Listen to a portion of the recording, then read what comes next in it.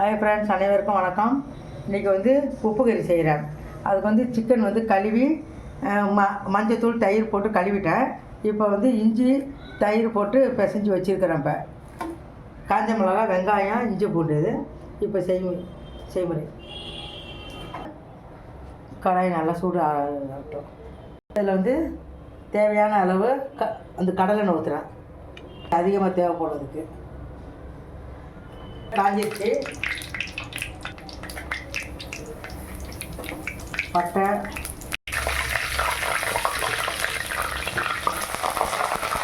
காஞ்ச மிளகா கொஞ்சம் அதிகமாக தேவைப்படும். காஞ்ச மிளகா நல்லா இருக்கும். பெரிய வெங்காயம் ஒரு 4 பெரிய வெங்காயம் கட் பண்ணி வச்சுக்கிறேன். கொஞ்சம் கல் உப்பு போட்டுக்குவோம். இது நல்லா செவந்து வரணும். அது செவந்து வந்துருச்சு. இது கூடவே இஞ்சி பூண்டு பேஸ்ட்டு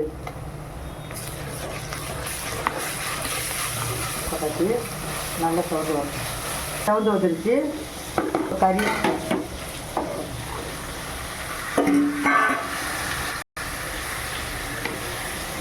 இது நல்லா சொல்ல நல்லா வேகணும்.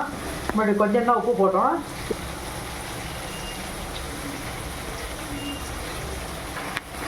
இது நல்லா வெந்து வரணும். இதுக்கு தண்ணியெல்லாம் ஊற்றக்கூடாது. இதிலே தான் வேகணும். இப்போ நல்லா வெந்து வருது. இது கூடவே மிளகுத்தூள் போட்டுக்கலாம். 2 மிளகுத்தூள் அரைச்சி வச்சுருக்கிறேன்.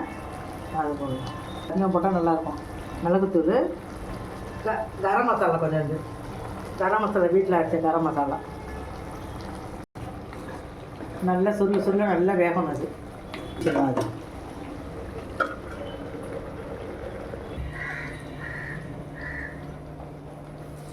இப்போ நல்லா வெந்து வந்துருச்சு.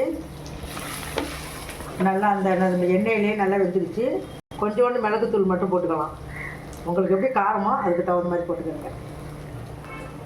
இறக்கியாச்சு. ரொம்ப நல்லாயிருக்கும். நாம் எப்பயுமே மண் சட்டியில் செஞ்சோம்னா அதோடைய டேஸ்ட்டே வேறு லெவலாக இருக்கும். மேலே கொஞ்சோண்டு கொத்தமல்லி போட்டுக்கோங்க. மேலே போடலாம். அது இன்னும் டேஸ்ட் ரொம்ப நல்லாயிருக்கும். ஆனால் சாப்பாடு ரெடி. சாதம், காய் இல்லாத சாம்பார், உப்பு கறி.